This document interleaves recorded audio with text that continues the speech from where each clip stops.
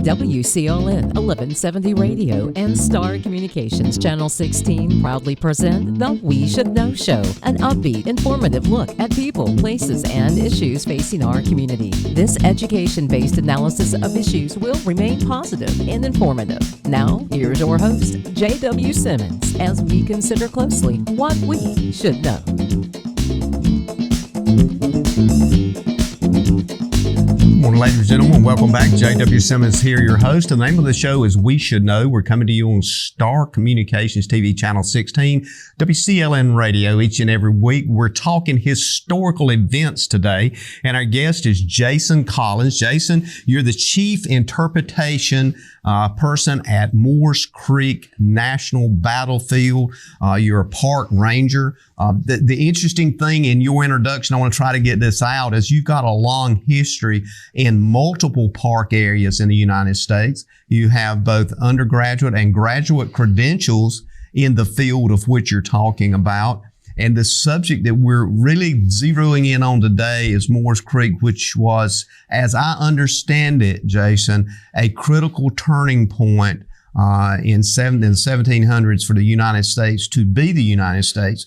Before we get into that, I want you to just kind of give us a little bit of your background and some of the places that you have served as park ranger. Absolutely. I've been with the National Park Service. It's been 17 years, and I've been at several different sites. My biggest passion is the Revolutionary War, and you'll kind of see that as we talk about the different parks that I've been at.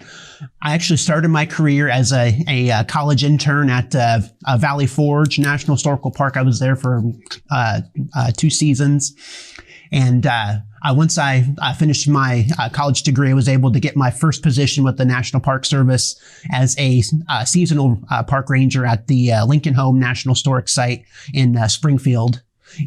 And was there about 4 years, and really that was the only time I kind of deviated from the Revolutionary War. Once I finished my time there, was able to go back into the American Revolution, moved over to the state of Indiana to the George Rogers Clark National Historical Park. Mm-hmm. And it was at the George Rogers Clark site I was able to earn my master's degree in public history from there, kind of focusing in on the park story and the construction of the large monument that's at the park today. And I was there for about 9 years. And that's kind of a common theme in my career story, is that I tend to stay at a park about 5 to 10 years and then move on. And that's a very common theme for park rangers, especially in my field. You kind of stay at a site for 5 to 10 years, get to know the park, get to know the story, and then you kind of shift on. And shifted here in the fall of 2019 to Moores Creek National Battlefield. That's when I moved into the position of Chief of Interpretation, and I've been here about 4.5 years now. And during my time here, I actually took a temporary job detail at Guilford Courthouse National Historical Park up in Greensboro, and I was there in the spring and the summer of 2022. So my career has kind of tended to focus in the Revolutionary War. I always kind of joke it seems to be the winter battles and camps of the Revolutionary War, because Valley Forge was a winter encampment for the Continental Army. The battle at the George Rogers Clark site was in February.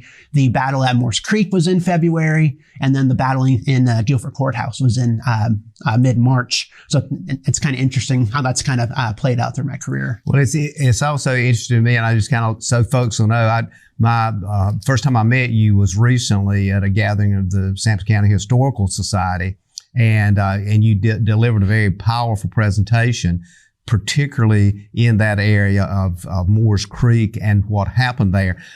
I want to kind of paint a picture for folks that this Revolutionary War era, North Carolina, that's what I recall your words and history prevails here, was a critical turning point in a couple of different battles, but particularly Moores Creek. And Curry, North Carolina, which is just close by to us, is accessible, but I want you to kind of walk us through, and let's talk about that battle. And the words that you'll use is patriot and loyalist, two different groups. Help us understand that, and help us understand what the patriots, who these people were, and who the loyalists were, Sure. and kind of give us a history on that. I want to kind of cover as much of that as we can, maybe in the first half of the show, because I think that's critical, foundational information. Definitely. And to really understand what's taking place at Moores Creek Bridge, you really kind of have to go back pre the Revolutionary War to about the early 1770s, when you're starting to see all this unrest going on in the 13 colonies. We always tend to think, we always hear about the Boston Tea Party and the Stamp Act and the Sugar Act and all the protests up in Massachusetts and New England. But what folks often don't think of is that same unrest and that same disagreement with the British Crown is going on here in the southern colonies too. And North Carolina was kind of at the epicenter of that. And when you go back to 1771, about 5 years before the battle at Moores Creek Bridge, you have this movement in North Carolina called the Regulator Rebellion. And in this movement, you're seeing farmers who lived in the western part of the state, think Greensboro and further west. They were seeing the balance of power firmly in the hands of folks who lived in the eastern part of the state. In fact, that balance was so out of balance that the people in the western part of the colony only had one representative, and eventually he was not even allowed to take a seat. So when you talk about unrest and you talk about frustration, the people in the western part of the North Carolina colony were really upset and frustrated with the eastern part. And so you get this movement with these backwoods farmers known as regulators. And eventually the royal government in North Carolina, Governor Tryon, he's going to put together this movement, and he's going to raise an army that's going to go out just east of Greensboro, a place called Alamance. And you're going to have this Battle of Alamance where he's going to take soldiers and put down this regulator rebellion. And you're looking at people who are fighting alongside Governor Tryon. And this is pivotal. You're going to hear names like Richard Caswell, Alexander Lillington, people that are going to factor very prominently in the Moores Creek story, fighting alongside the royal governor trying to put down this rebellion. Mm-hmm. And so you get these regulators who are frustrated with what's going on in the East. They get put down, and they're, of course, a little frustrated with that. But now put yourself in the mind of people living in New England. And as all these things are taking place, 1773 with the Boston Tea Party and then all these other things, those patriots up there in the northern colonies are looking for allies. They had heard about the regulators and their fight against our royal government, and they see an opportunity. So they send envoys to North Carolina, but before they meet with the regulators, they meet with these people who are rising up against the royal government. Think those people I just mentioned, Richard Caswell, Alexander Lillington, who are fighting with the royal governor 1771. Fast forward a couple years later, things are shifting. They're moving away from the royal government. Now they're beginning to kind of factor towards this side of wanting to potentially break free from British rule. So these envoys come down and meet with these men, and they're kind of trash talking the regulators a bit. You can't trust them. They were traitors. They were not to be trusted. So what you're going to find is that these regulators are going to be labeled as people that the people from up north can't really trust. Mm-hmm. So the regulators are going to be now increasingly in a bind. So the envoys go back home. The regulators are now looking for a place to go as far as allies. And now you get a new royal governor coming in, Governor Martin. He heard about all the things that the regulators had been accused of. They were known as traitors. And he's looking for allies because his colony is falling apart. Mm-hmm. And so he courts the regulators. He says, now here's an opportunity for you to fight alongside us against these people who were kind of trash talking you a bit. Mm-hmm. So these regulators are going to kind of be your first ones to join up with the royal government. Think about how much has just changed in 3 to 4 years. Mm-hmm. These former enemies have now become allies. And so these regulators kind of join up with the royal governor's cause. And so the royal governor's starting to decide, my colony's falling apart. he has to abandon the governor's mansion up in New Bern, and he's going to take refuge on a ship. And so now he's got to he's the first royal governor to lose control of his colony. As you might imagine, that doesn't make him look all that good. So now he's trying to figure out, how do I regain power? So he's going to go to those regulators and speak to them. They're on board. But he's also going to be looking for other groups of folks who could be his allies as well. And he zeroes in on recently immigrated Highland Scots. And we talk about people throughout history who can't stand each other. We can almost immediately think of the Scottish and the English. So when folks hear about the Scottish being allies with the English, they're always a little curious as to how that takes place. Kind of unusual. Very much. And we'll kind of get to that. But the our royal governor's coming up with this plan. He believes that the loyalist sentiment in the colony is so strong that he can raise an army of several thousand former regulators and these recently immigrated Highland Scots. He can put down the rebellion in North Carolina simply by marching to the coast, joining up with a promised British naval force, sweep through North Carolina, sweep through South Carolina, eventually turn north, surround George Washington, kind of put an end to all of this before it even gets started. Plan sounds good on paper. The King George gives his approval on it. So Governor Martin immediately starts to raise these forces. So it kind of brings us back to the Highland Scots and why are they allied with the English? Let's hold on that, because we're going to take a break. When we come back, on to pick up right there with the Highland Scots and what was happening with that, with the idea as we go to break that folks need to understand that as we move through this process of history, we're going to see just next door to us right here in Sampson, Bladen, and surrounding counties is the whole event and the pivotal point. Ladies and gentlemen, stay tuned. We're talking with a gentleman here this morning. It's Jason Collins. That's going to tell us about the history of the Revolution. We're back in a moment. Just because something may work doesn't mean it's right for your business. Let Star Communications' knowledgeable consultants help you customize a hosted voice system that's right for you. Our dedicated experts work with you to understand your business needs and guide you at every step, from choosing and installing services to ongoing maintenance and support. Contact Star today. Eastern North Carolina is a beautiful place where we gladly choose to call home. And we strive to provide the best communications services. STAR is committed to improving communications to all our service areas because we want to improve the communities where we not only work, but also live. STAR Communications. We are neighbors serving neighbors.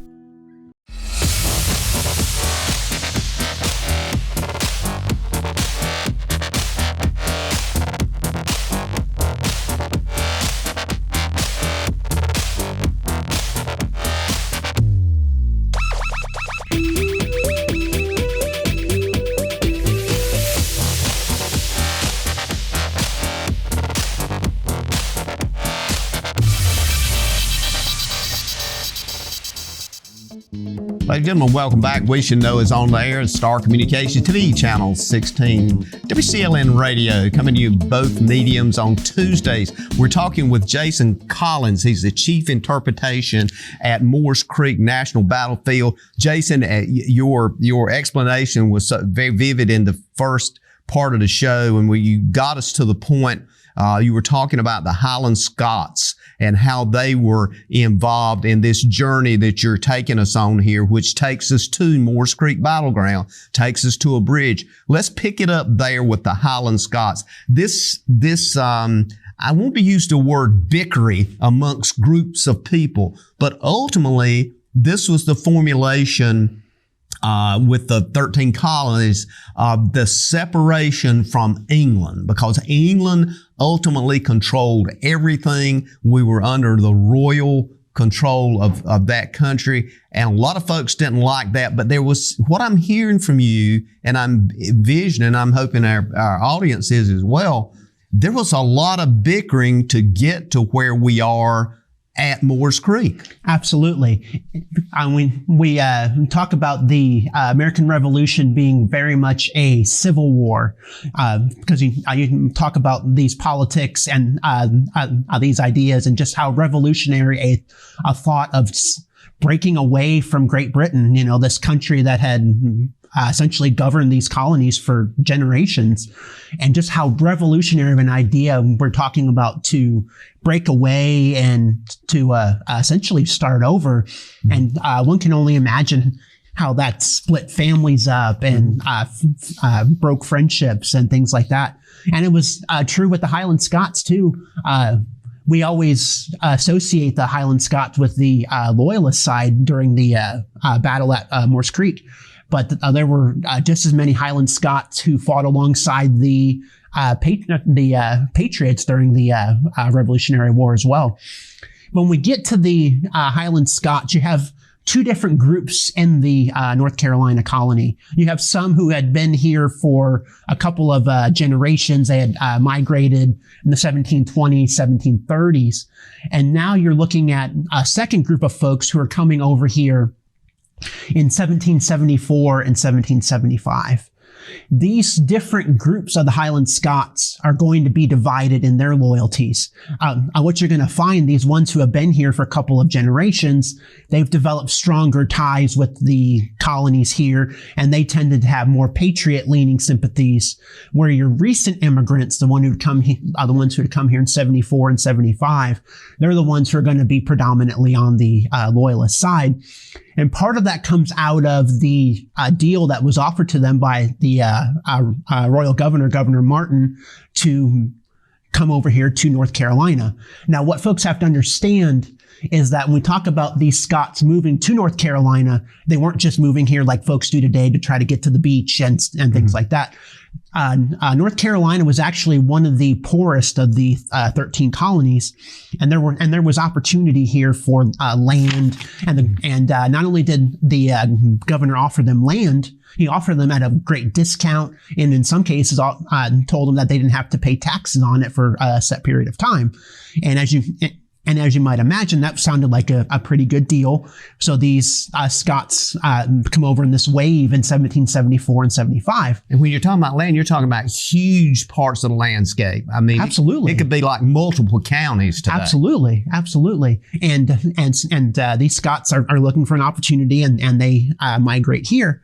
And what they're going to find as part of that deal was that they had to sign an oath of allegiance to the crown, which essentially meant that if there was ever any kind of an uprising, these Scots would be called up by the royal governor. Essentially, he would cash in his chips with them, and they would have to come out and fight alongside the royal government to put down this rebellion. And that's one of the reasons why you're going to see the split between the recently immigrated Scots, who are going to predominantly fight alongside the loyalists, and these ones that have been here for a couple generations are going to predominantly side with the Patriots. So they were actually then tied to the king in England simply because if they didn't, they could lose the rights to the holdings of the land. Correct. And we talk about how important oaths are. The Highland Scots took their oaths very seriously. And that's why you're going to see whether or not they disagreed with the crown on what was going on. They had made the oath. They had made the promise. And so they're going to stay true to that oath and join up with the royal governor. So the governor has these Highland Scots. He has these former regulators, and he's going to start to slowly put his plan into motion. Mm-hmm. His plan is to round up these loyalists, round up the Scots and the regulators, and they're going to rendezvous at a place called Cross Creek. Today we know it as Fayetteville. Mm-hmm. And they're going to march from Fayetteville to the coast. And once they get to the coast, there was a promise of a British naval force and a British land force. So these groups would join up together, put down the rebellion in North and South Carolina, and then march north. So what they were facing off against was the group that was referred to as the Patriots. Correct. Because we hear a lot of that word today, and I find it fascinating. We hear people will even make the statement, well, I'm a patriot. Well, I'm wondering, listening to your explanation of this, if they didn't already know, now they know where that comes from. Absolutely. Because if you look at the primary documents from 1776, especially for the patriot side, you'll see two different words used. You'll see the a word patriot used quite a bit. And then you'll also see the term Whig, W-H-I-G, thrown around, going back to those British terms, the Whigs and then the Tories, in two of the different parties in Great Britain. The Tories usually referred to the Loyalists, and the Whigs kind of referred back to the Patriot side of things. So these Loyalists are going to start marching towards Cross Creek, and what they're going to find is that there are two officers that are going to meet them there. Both had served up in the northern colonies. General Donald MacDonald was going to be the overall commander of these Loyalist forces.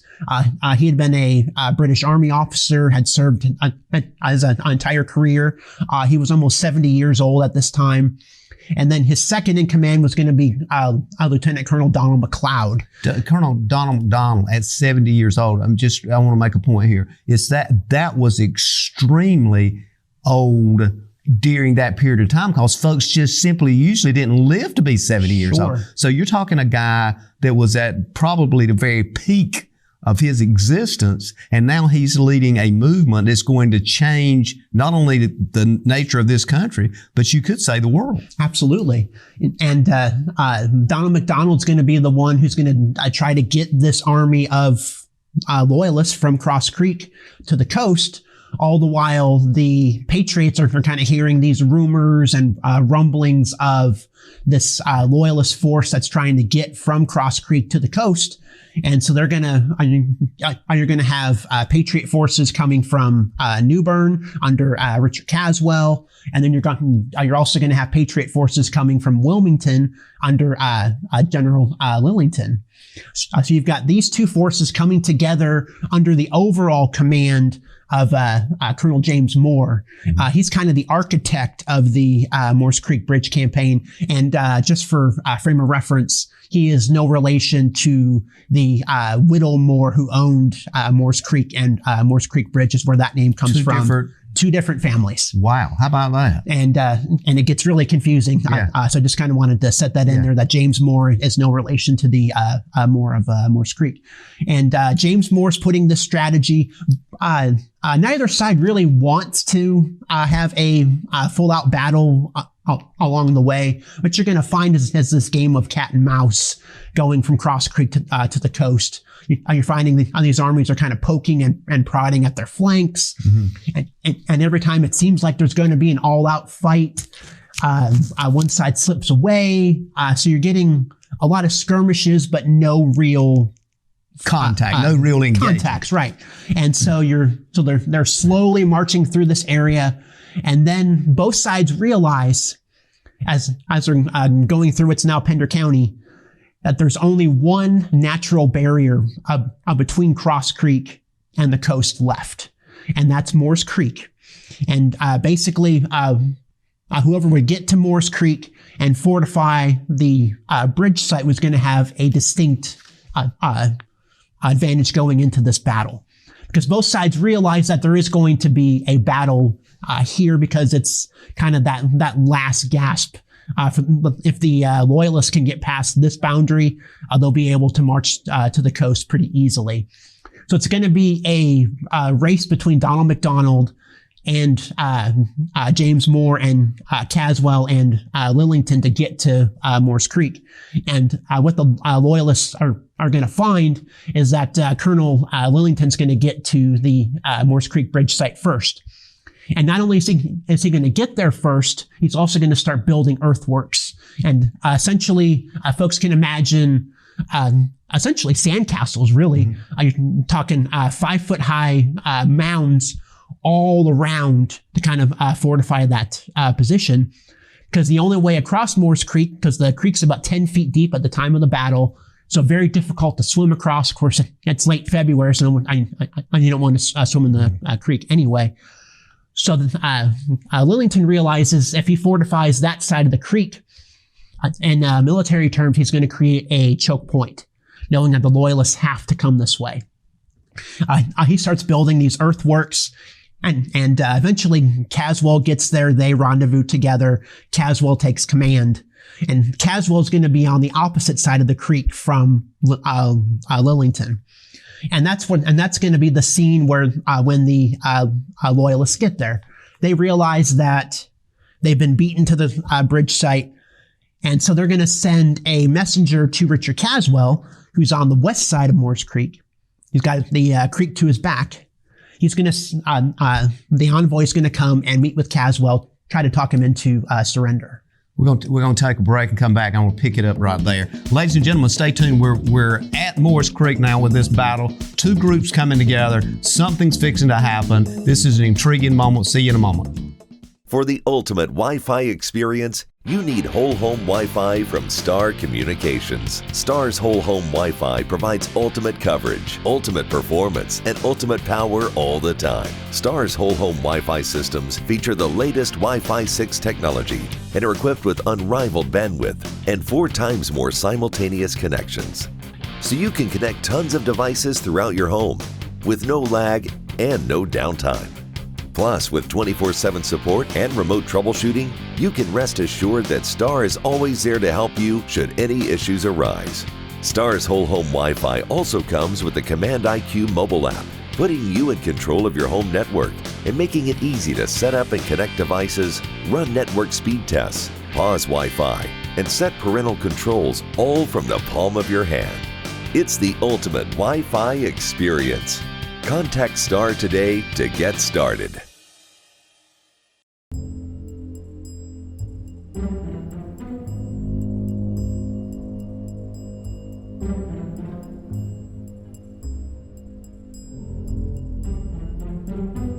Let's get out of here. Protect what matters most in your life with security from Star Communications. Sign up for security monitoring during the month of February and receive basic installation free. 105.7. 105.7. Tuning into Christian 105.7 is tuning in to a space of hope, encouragement, answers, and love. With the magic of radio or the convenience of the internet, Christian 105.7 is focused on sharing the universal truth and light of Christ with a local touch that creates that special feeling of community. More than just another broadcast station, we're your neighbors. Christian 105.7. What faith sounds like. Welcome back, folks. J.W. Simmons here. The name of the show is We Should Know. And we're coming to you on Star Communications TV, Channel 16, WCLN Radio. And we're talking with Jason Collins, who is the Chief Interpretation Person at Moores Creek Battlefield. Jason, you've laid it out so perfectly for folks to understand why Moores Creek is critically important and pivotal point of this whole thing we call the United States of America. You were telling us now these two forces are coming together. And we got one that's the Loyalist group headed to Wilmington to join up with forces to literally put down any kind of revolution of the Patriots. They're coming and they're merging at a little place that we would look at now and call a little river down there, and a tributary to Black River Creek Bridge, and they're staging there. Pick it up from there for us. Sure. We've gotten to the point where the Loyalist messenger is meeting with Richard Caswell, and eventually Caswell is going to turn him down. But what the messenger is doing, he's taking notes. He's kind of seeing where Caswell is, and he notices that Caswell's got his back to the creek. And in military terminology, you never want to put a body of water to your back because it really cuts down how you can retreat. So he notices that. He notices Caswell's strength, and he goes back to the Loyalist camp and meets with Donald McDonald and Donald McLeod. And we talked about how old Donald McDonald was, about 70 years old, and he's been feeling sick, and he doesn't really want this fight. So he kind of passes everything over to Donald McLeod, his second in command. And once he finds all this out from the messenger, he decides that they're going to attack. So the Loyalist camp is about 6 miles from the bridge, and they're going to leave their camp about 1 a.m. And we talk about going 6 miles. You know, we can cover that in a car pretty easily. But keep this in mind. The area that the Loyalists are going to be marching through, it was referred to as a very bad swamp. Mm-hmm. And we talk about a very bad swamp. We talk about not having the kind of footwear that we have today, not having night vision goggles, things that can make going through this swamp very easy. Folks come to the park today. You can travel across the swamp and a modern boardwalk. Loyalists are trying to traipse through this area in late February. They're going to get to the Caswell's campsite about 5 a.m., and they see the tents up and Caswell's fires are burning, like his men are still there.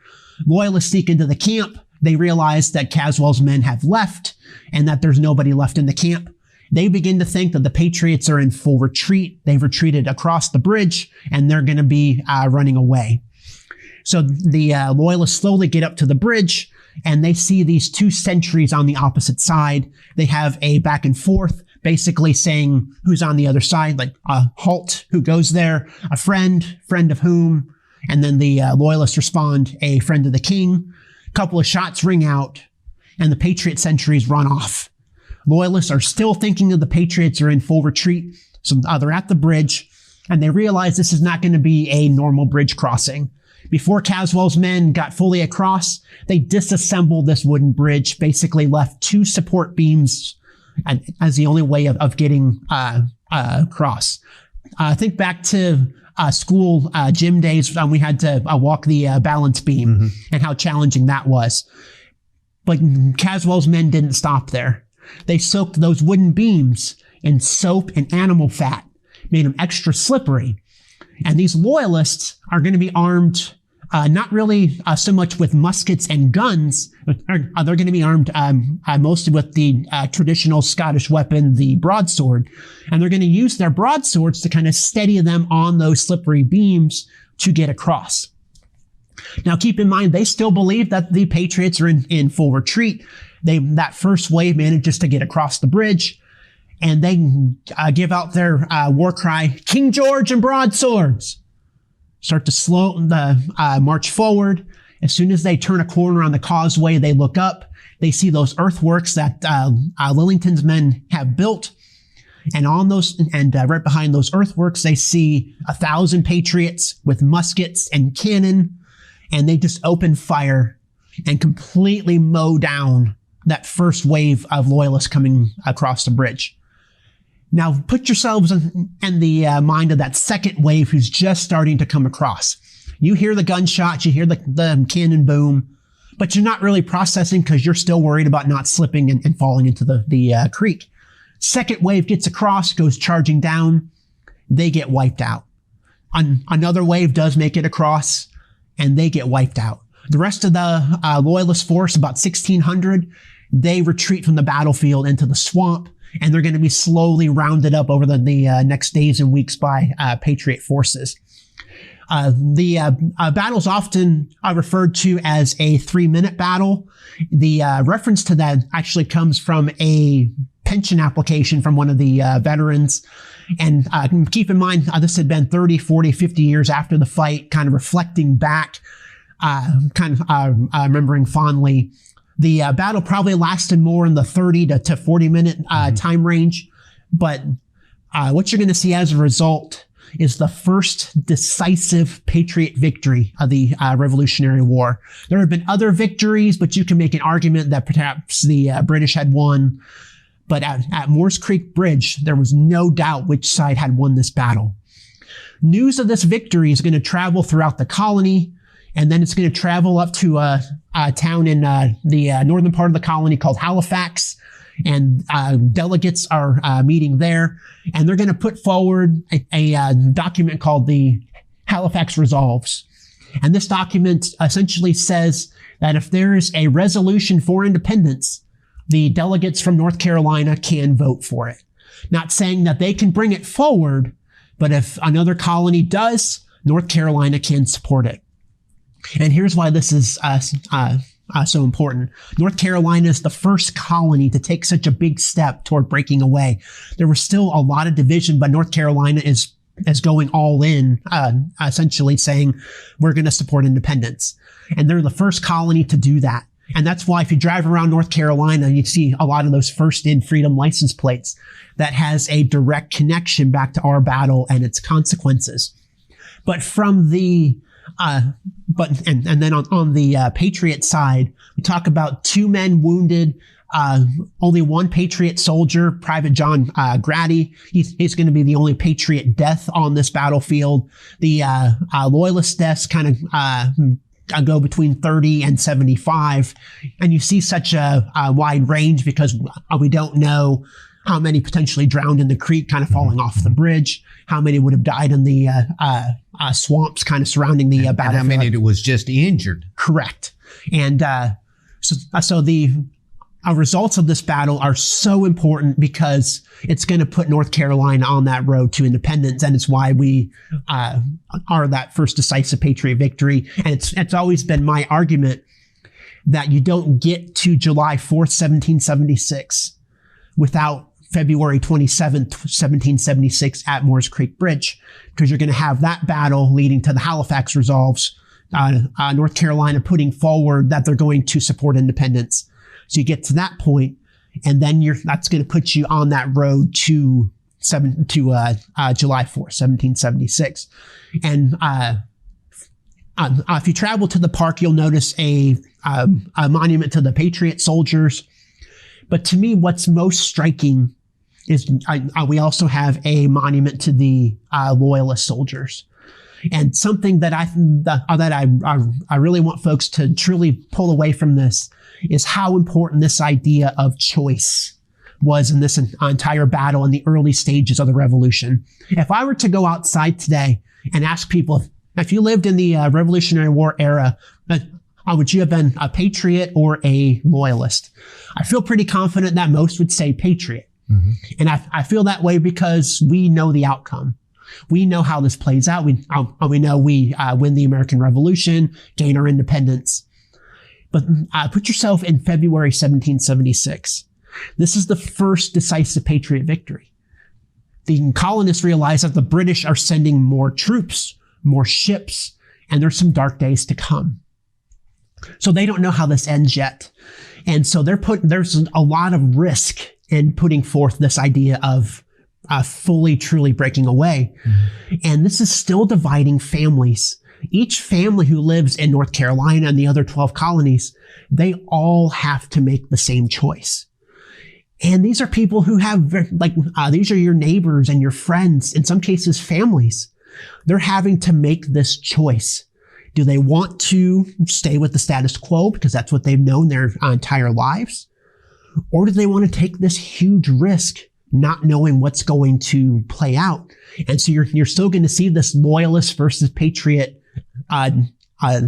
split, not just in 1776, but even later on in the war.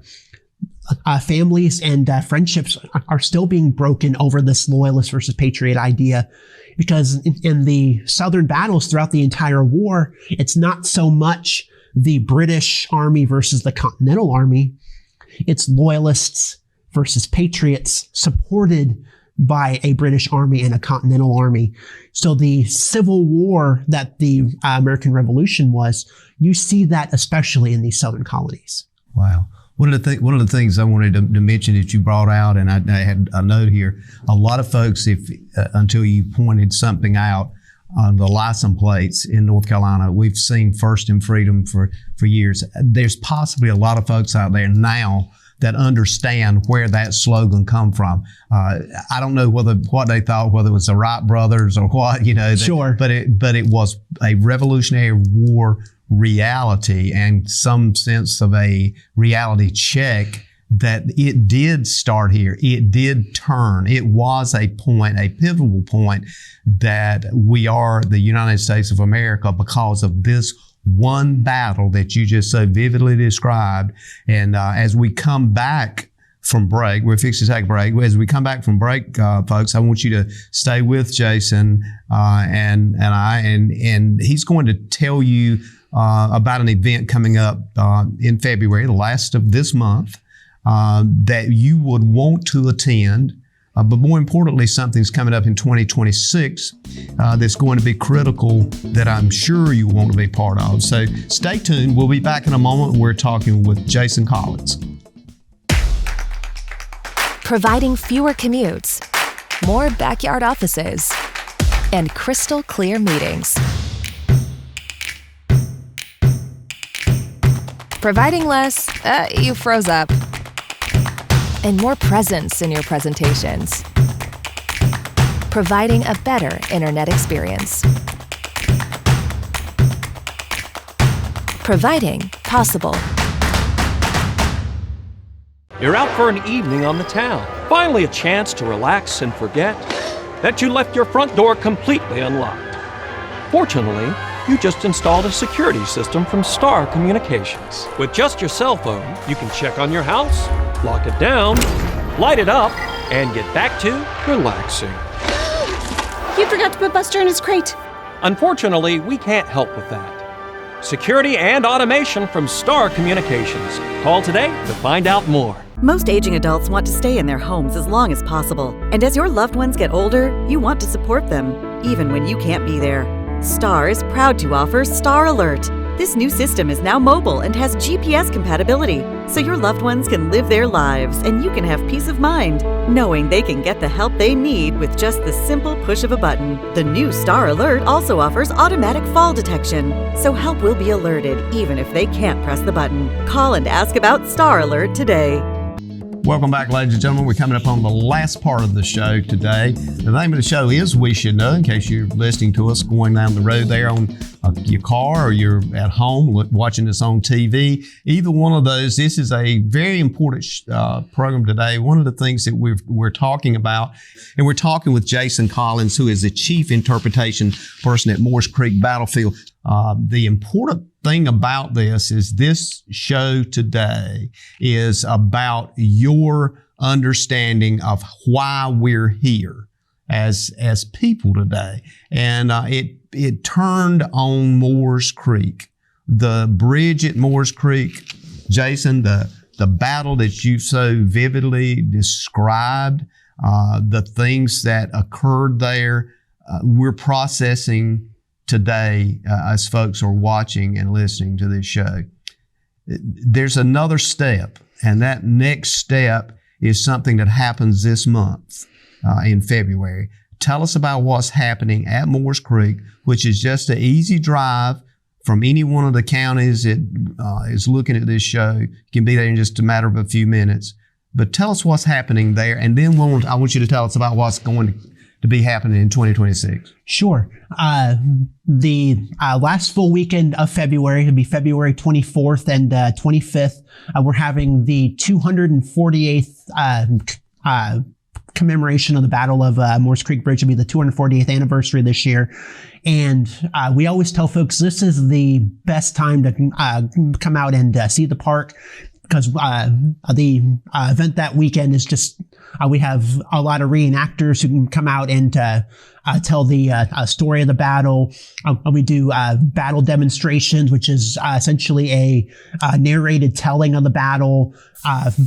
Folks are able to kind of hear what took place, but to also use other senses. You'll hear the cannons going off and the muskets going off, similar to what we just talked about, and you'll be able to truly visualize what it was like to be on that battlefield. You'll have the patriots behind the earthworks, the loyalists on the opposite side of the creek. It'll sound and look very similar. So you'll hear the Scottish yell. You'll hear the bagpipes play, similar to what it would have sounded like on the battlefield, and you just get that full sensory experience of what this battle may have been like. And we'll also have folks who are living history demonstrators. They'll be demonstrating everything from colonial blacksmithing, candle making, colonial cooking, colonial medicine, colonial toys and games. And the great part about all these programs, it's not just a narrated telling or a narrated demonstration. A lot of it is is hands-on. Kids will get the opportunity to play colonial games. You'll be able to kind of see all these different colonial demonstrations. We'll have guest speakers, guided tours. It's really a great way to experience the full story of Moores Creek Bridge really in a short amount of time, because you'll be able to kind of be transported back to that. And those 2 days are usually our biggest weekend of each year. Usually we'll see about 50,000 visitors per year. About 10% of our visitation comes on that park anniversary weekend. So you're talking somewhere in the neighborhood of 4,000 to 5,000 visitors will come out to Moores Creek over the 2-day period there at the end of February. Is that both local and folks driving in from other states? Vast majority is going to be folks. We talked about day trippers. You're talking within the local commuting area, a couple hours out. But I'll get some folks from around the region and things like that too. Now, our reenactors come from all over North Carolina. A lot of them live in the far western part of the state, but they have such an affinity for Moores Creek that they make that journey every year to camp on the battlefield, to share the stories at Moores Creek. So it's a really neat experience to see the battle told in this way.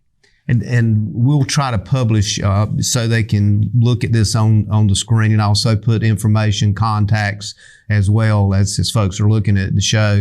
The next thing I want you to be sure we get in is, and something you mentioned that I recall is going to be even a bigger, should I say, a bigger deal, which is 2026, which, you know, if you look at the calendar, folks, it's right around the corner. And this is going to be a major effort on the part of the Park Service and you guys there at Moores Creek in 2026. Tell us about what's going on then.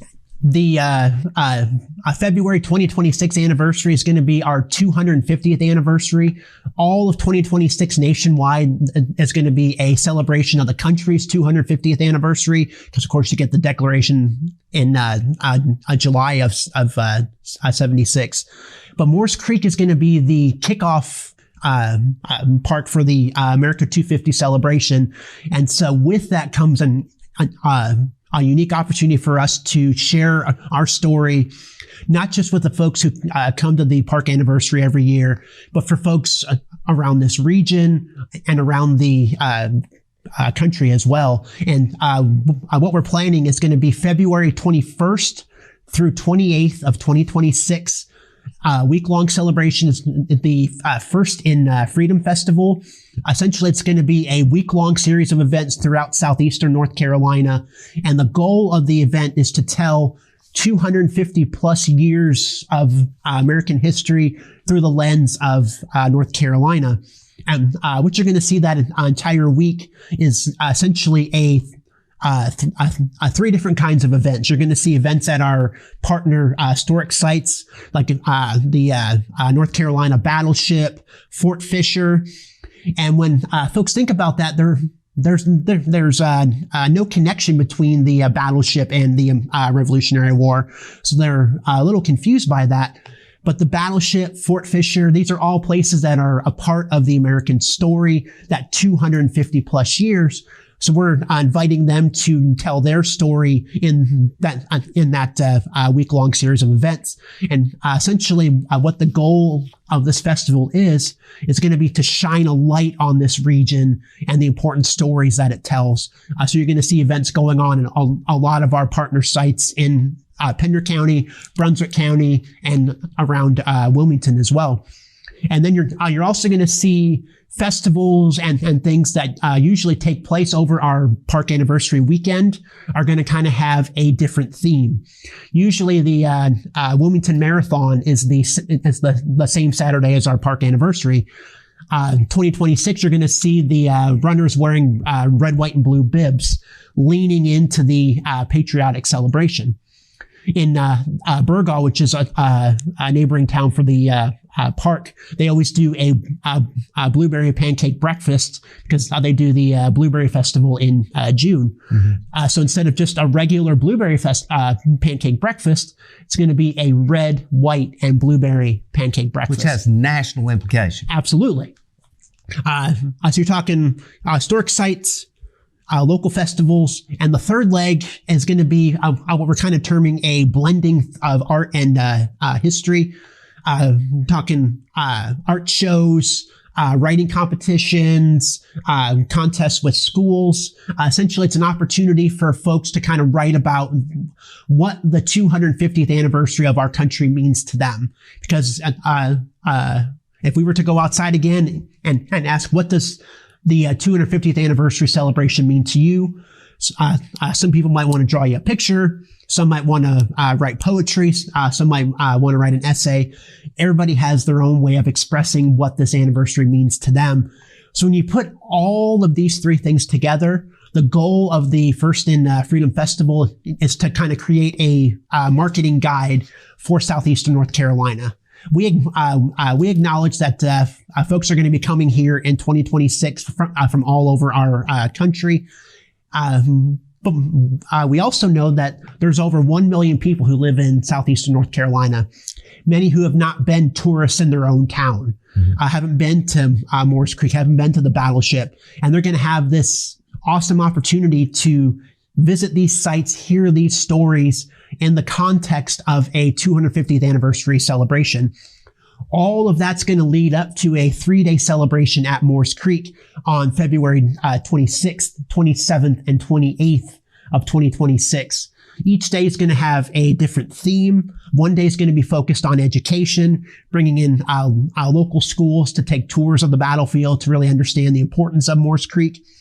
The next day is going to be a commemoration day, the actual 250th anniversary day. So we're going to have a naturalization ceremony in the park, and there's something really cool about seeing people who are trying to become new citizens coming into our country as a new citizen at this Revolutionary War battle site where we all became American citizens for the first time.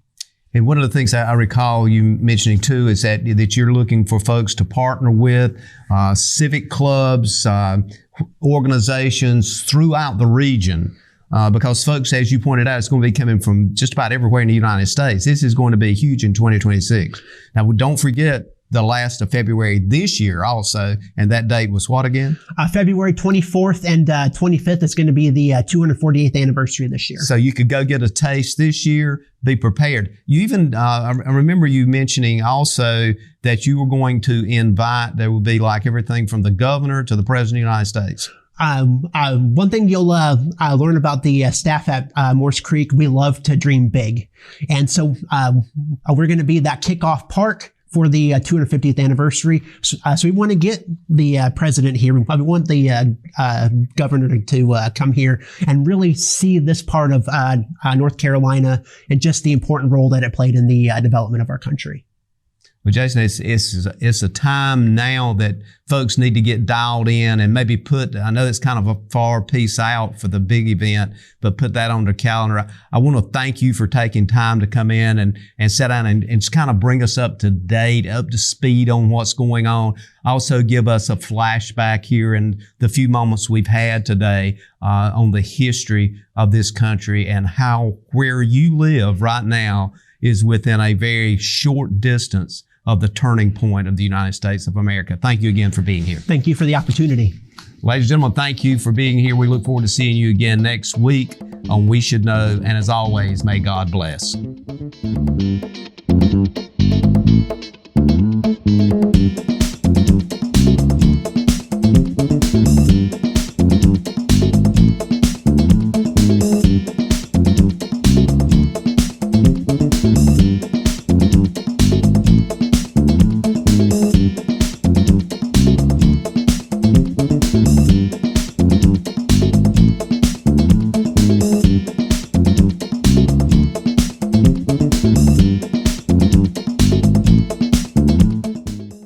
Thank you for tuning in to this week's episode of We Should Know with host J.W. Simmons. If you have a question, comment, or suggestion regarding this or any episode, please send your emails to weshouldknowedu@gmail.com. And remember to tune in every Tuesday at 2:30 for another informative episode of We Should Know.